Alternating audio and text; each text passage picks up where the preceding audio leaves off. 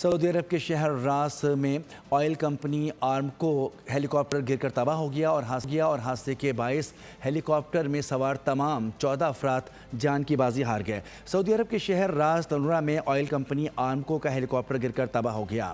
خبررساں agency writers کے مطابق واقعہ مقامی وقت کے مطابق صبح تقریباً 6 بجے پیش آیا اور جاں بحق ہونے والے تمام افراد سعودی شہری تھے۔ مقامی حکام نے حادثے کی وجہ معلوم کرنے کے لیے تحقیقات شروع کر دی ہیں۔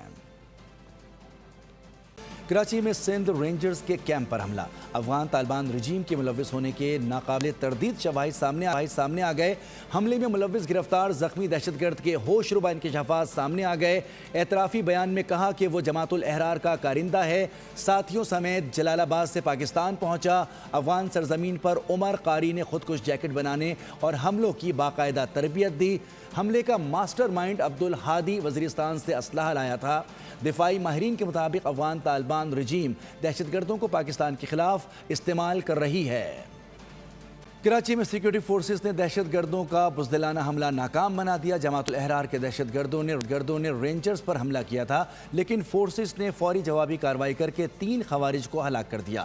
واقعے میں شہید ہونے والے 3 رینجرز جوانوں کی نماز جنازہ ادا کر دی گئی۔ قومی قیادت نے شہداء کو خراج عقیدت پیش کرتے ہوئے دہشت گردی کو جڑ سے اکھاڑ پھینکنے کے عزم کا اعادہ کیا ہے۔ کراچی میں رینجرز پر حملے کی کوشش ناکام۔ کراچی میں رینجرز کے کیمپ پر دہشت گردوں نے حملے کی کوشش کی، لیکن رینجرز کے جوانوں نے جواں مردی سے مقابلہ کر کے 3 خوارج مار گرا دیے، جبکہ افغانستان کے ایک شہری کو زخمی حالت میں گرفتار کر لیا۔ ISPR کے مطابق کارروائی کے دوران 3 بہادر فرزندان وطن نے جام شہادت نوش کر لیا، جبکہ 4 زخمی ہوئے۔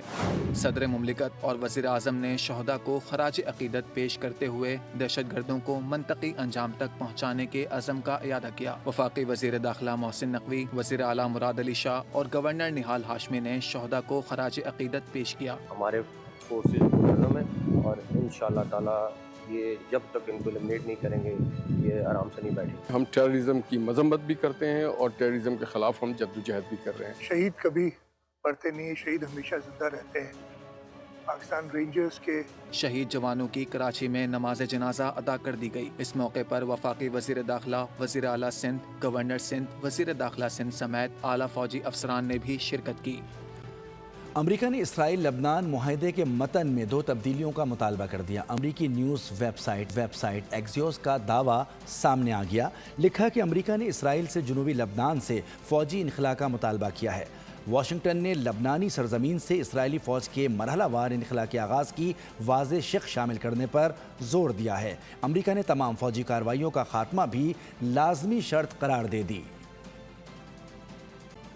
ایران اور امریکہ کے ایک دوسرے پر حملے۔ ایرانی پاسداران انقلاب نے الزام عائد کیا کہ بحرین اور کویت میں امریکی تنصیبات پر حملے امریکی حملوں کے جواب میں کیے گئے۔ جنگ بندی کی خلاف ورزی اسلام آباد مفاہمتی یادداشت کی شق 1 کے منافی ہے۔ امریکہ نے اپنا ہرمز کے قریب ایرانی اہداف پر حملے کی ویڈیو جاری کر دی۔ سینٹ کام نے 10 ایرانی فوجی انفراسٹرکچرز کو نشانہ بنانے کا دعویٰ کیا۔ ادھر ایرانی حملوں کے نتیجے میں بحرین اور کویت دھماکوں سے گونج اٹھے۔ دونوں ممالک کی وزارت دفاع نے کئی ڈرونز اور میزائل حملے ناکارہ بنانے کا دعویٰ کر دیا۔ جنگ بندی بھی جارحیت پر روک نہ لگا سکی۔ ایران اور امریکہ کے ایک دوسرے پر شدید حملے۔ امریکی فضائیہ نے سڑک کے قریب دھاوا بول دیا۔ سینٹ کام نے حملوں کی ویڈیو بھی جاری کر دی۔ 10 اہم عسکری اہداف پر بارود برسایا۔ دعویٰ کیا کہ نگرانی کے نظام، مواصلاتی مراکز، فضائی دفاعی تنصیبات اور ڈرون کی ذخیرہ گاہیں تباہ کر دیں۔ سینٹ کام نے کہا کارروائی صدر ٹرمپ کی ہدایت پر کی گئی۔ امریکی جارحیت پر ایران بھی چپ نہ بیٹھا۔ مشرق وسطیٰ میں امریکی اڈوں پر حملہ کر دیا۔ ایرانی پاسداران انقلاب نے الزام عائد کیا کہ بحرین اور کویت میں امریکی تنصیبات پر حملے امریکی حملوں کے جواب میں کیے گئے۔ جنگ بندی کی خلاف ورزی اسلام آباد مفاہمتی یادداشت کی شق 1 کے منافی ہے۔ اس کے نتیجے میں سفارتی عمل مکمل طور پر روک دیا جائے گا۔ ایرانی بحریہ نے رد عمل دیا کہ امریکی اقدامات سے خطے پر ایرانی کنٹرول کو ختم نہیں کیا جا سکتا۔ ایران خطے کو امریکی اڈوں کے لیے جہنم بنا دے گا۔ امریکی صدر ڈونلڈ ٹرمپ نے ایک بار پھر ایران کا وجود مٹانے کی دھمکی دے ڈالی۔ الزام عائد کیا کہ ایران جنگ بندی معاہدے کی مسلسل خلاف ورزی کر رہا ہے، جس کی وجہ سے ایران کو نشانہ بنایا گیا۔ امریکی فوج نے میزائل، ڈرون، اسٹوریج کے مقامات اور ریڈار سائٹس پر حملے کیے۔ ٹرمپ نے کہا کہ ایسا وقت بھی آ سکتا ہے کہ ہم مزید تحمل کا مظاہرہ کرنے کے قابل نہ رہیں اور ہمیں فوجی طریقے سے اس کام کو مکمل کرنے پر مجبور ہونا پڑے گا جو ہم کامیابی سے شروع کیا تھا۔ ایرانی سپریم لیڈر مجتبیٰ خامنائی نے ایرانی قیادت کو عالمی عدالت میں امریکہ اور اسرائیل کے خلاف جنگی جرائم کا مقدمہ دائر کرنے کی ہدایت کر دی۔ انہوں نے اپنے پیغام میں کہا کہ میناب اسکول کے جنگی مجرمان کو انصاف کے کٹہرے میں لایا جائے۔ شہید رہبر کی ہدایات پر عمل عدلیہ کی کامیابی کی کنجی ہے۔ ایسے ہزاروں سنگین مقدمات ہیں جن کو ملک کی عالمی عدالت میں لے جانا چاہیے۔ ابنۂ ہرمز کے انتظام میں کسی بھی قسم کی مداخلت خطے میں کشیدگی بڑھائے گی، ایران نے خبردار کر دیا۔ ایرانی وزیر خارجہ عباس عراقچی نے عراقی ہم منصب کے ہمراہ مشترکہ پریس کانفرنس کی۔ نیوز کانفرنس میں انہوں نے کہا کہ ابنۂ ہرمز میں بحرینی ٹریفک بحال کرنے کی ذمہ داری صرف تہران پر ہے۔ خطے کو محفوظ رکھنے کے لیے تمام ممالک کو مل کر کام کرنا ہوگا۔ عراقی وزیر خارجہ فواد حسین نے کہا کہ ابنۂ ہرمز کے اطراف کشیدگی جاری ہے اور یہ جنگ پورے خطے کے لیے نقصان دہ ہے، جسے فوری طور پر ختم ہونا چاہیے۔ ایران پر حملوں کے مخالف ہیں۔ ایران نے لبنان سے اسرائیلی انخلا کی واضح ٹائم لائن مانگ لی۔ ترجمان ایرانی وزارت خارجہ اسماعیل بقائی نے صحافیوں سے گفتگو کرتے ہوئے کہا کہ مقبوضہ لبنانی علاقوں سے غیر مشروط اسرائیلی انخلا کے لیے واضح ٹائم لائن طے کی جائے۔ لبنان کی خود مختاری کا تحفظ اور جنگ کا خاتمہ پائیدار معاہدے کی بنیادی شرط ہے۔ ایران کا موقف اقوام متحدہ کے منشور اور عالمی قوانین کے بنیادی اصولوں پر مبنی ہے۔ معاہدے کے دیر پا ہونے کے لیے اسرائیلی قبضے کا خاتمہ ناگزیر ہے۔ اسرائیل نے فلسطینیوں پر مظالم کی انتہا کر دی۔ جنوبی غزہ کے شہر خان یونس کے علاقے المواسی میں اسرائیلی ڈرون حملے کے نتیجے میں مزید ایک فلسطینی شہید جبکہ متعدد افراد زخمی ہو گئے۔ بیت الحیہ پر اسرائیلی گولہ باری سے 3 فلسطینی شہید ہوئے جبکہ 43 افراد زخمی ہو گئے۔ فلسطینی وزارت صحت کا کہنا ہے کہ اکتوبر 2025 میں نافذ ہونے والی جنگ بندی کے بعد سے اب تک اسرائیلی حملوں میں 1041 فلسطینی جان پر افراد زخمی ہوئے ہیں۔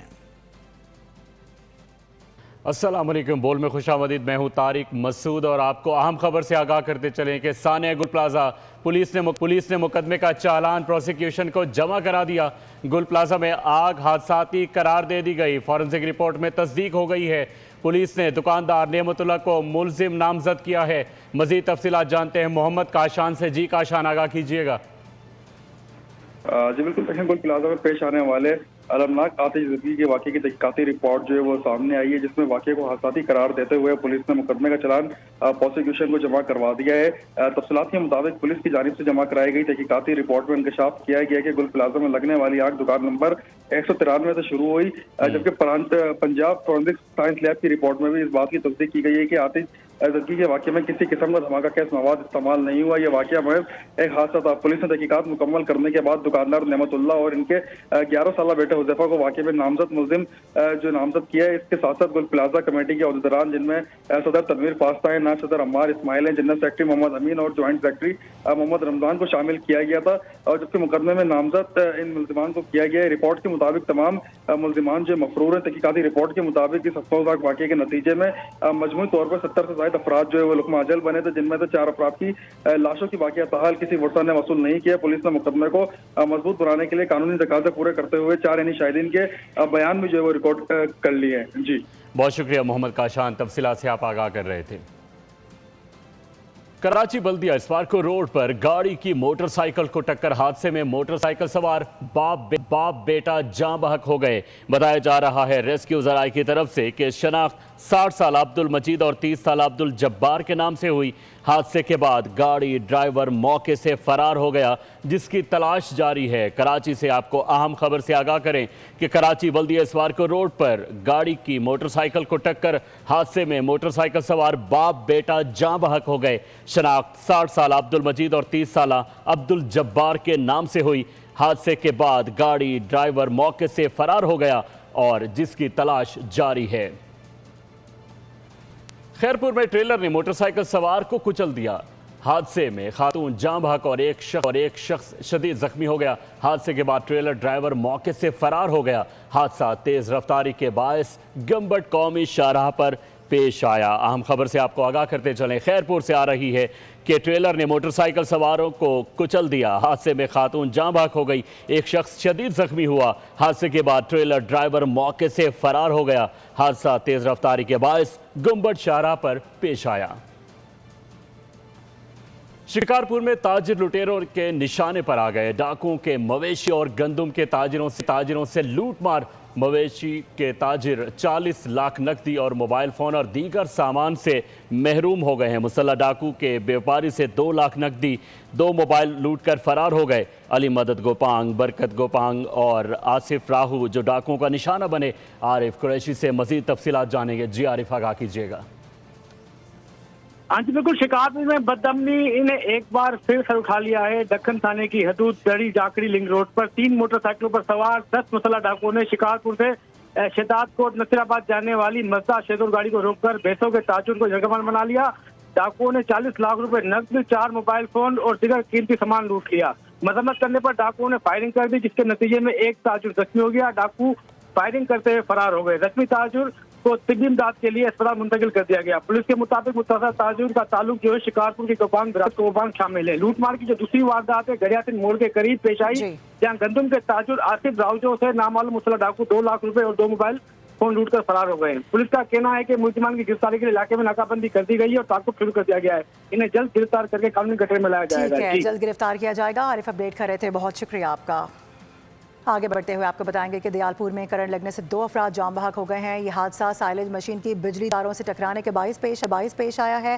آپ کو بتا دیں کہ جاں بحق افراد میں اللہ دتہ اور ندیم کے نام سامنے آ رہے ہیں، جو دونوں پاک پتن کے رہائشی بتائے جا رہے ہیں۔ اپڈیٹ کر رہے ہیں آپ کو، افسوسناک واقعہ رپورٹ ہوا ہے دیالپور میں، جہاں پر کرنٹ لگنے سے 2 افراد کے جاں بحق ہونے کی اطلاعات موصول ہو رہی ہیں۔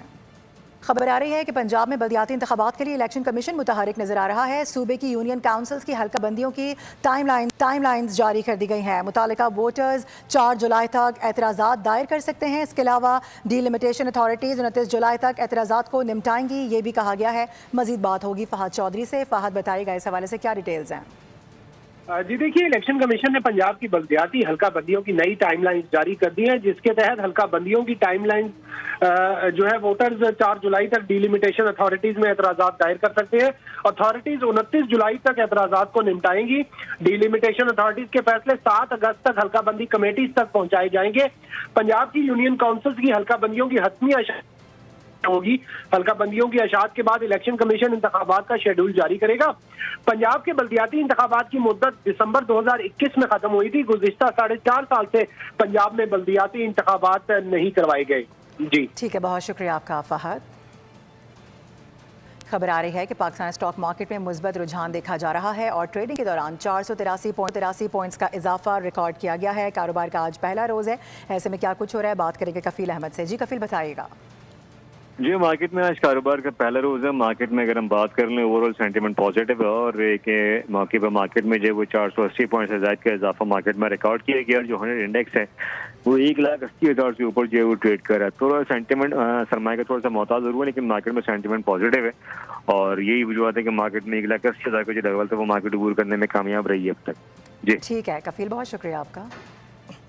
آگے بڑھتے ہوئے آپ کو بتائیں کہ مودی حکومت میں ریاستی ادارے آپس میں ہی دست و گریباں ہو گئے ہیں۔ شکست خوردہ بھارتی فوج ملک کے اندر بھی غنڈہ گردی پر اتر آئی ہے۔ کشتوڑ میں بتایا جا رہا ہے کہ بھارتی فوج کا پولیس اسٹیشن پر دھاوا، اہلکاروں پر تشدد کیا گیا ہے۔ اس کے علاوہ بھارتی فوج کے 40 اہلکار تھانے میں گھس گئے ہیں اور توڑ پھوڑ اور حملے کا الزام بھی ان پر عائد کیا جا رہا ہے۔ پولیس نے بھارتی فوجی افسران کے خلاف اقدام قتل کا مقدمہ درج کر لیا ہے۔ میجر اور کمانڈنگ آفیسر سمیت متعدد فوجی اہلکار FIR میں نامزد کر دیے گئے ہیں۔ بھارتی میڈیا کے مطابق کشتواڑہ کے نئی سوالات کھڑے ہو چکے ہیں اس واقعے کے بعد اور مقبوضہ کشمیر میں فوج اور پولیس کے ٹکراؤ نے نئی بحث بھی چھیڑ دی ہے۔ خبر ہے کہ پاک بحریہ کی شہید آفیسر کی اہلیہ نے عزم و حوصلے کی نئی مثال قائم کر دی ہے۔ الویرا حمزہ نے پاکستان نیوی میں بطور آفیسر کمیشن حاصل کیا تھا۔ اس کے ساتھ ساتھ کمانڈنٹ گولڈ میڈل جیت کر الویرا حمزہ نے نئی تاریخ رقم کی ہے اور الویرا حمزہ نے شعبہ انفارمیشن ٹیکنالوجی میں خدمات کا آغاز کر دیا ہے۔ شہید شوہر کی وردی نے پاک بحریہ میں آنے کا جذبہ دیا۔ ان کی جانب سے یہ موقف سامنے آیا، یہ بھی کہا کہ یونیفارم میں کھڑا ہونا میرے اور میری بیٹی کے لیے باعث فخر ہے۔ اور اب آپ کو جدید زراعت کے فروغ کے لیے حکومت کے اہم اقدام سے متعلق آگاہ کرتے چلیں۔ وفاقی کابینہ نے زرعی بائیو ٹیکنالوجی پالیسی منظوری دے دی ہے۔ کسانوں کی ترقی اور غذائی تحفظ کے لیے نئی پالیسی متعارف کرائی گئی ہے۔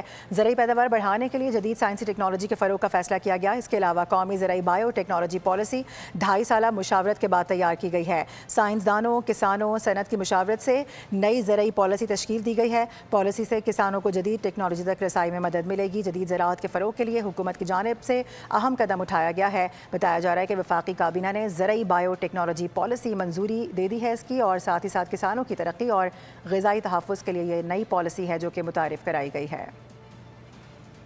خبر ہے کہ بدخشاں میں طالبان مخالف سرگرمیاں تیز ہو گئی ہیں۔ صورتحال کشیدہ دکھائی دے رہی ہے۔